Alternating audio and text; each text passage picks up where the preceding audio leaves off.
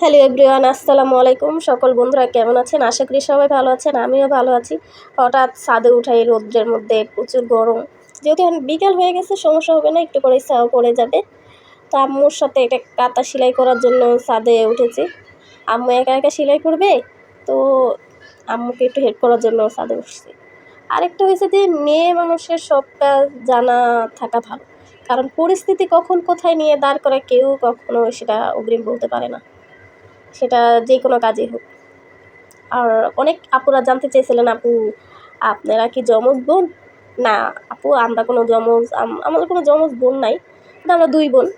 আমি ভিডিওগুলো সব একা একাই করি, এগুলো ডুয়েট ভিডিও সব আমি একা একাই করি। আর অনেকেই জানতে চেয়েছেন আপু মাঝখান দিয়ে আমি প্রায় 7-8 মাস হবে আমি কোনো ভিডিও আপলোড করি নাই পেজে। মানসিক বলেন, শারীরিক বলেন, সব কিছু মিলিয়ে দিলে একটু সমস্যার মধ্যে ছিলাম, তো সেই কারণে ভিডিও আপলোড করতে পারিনি।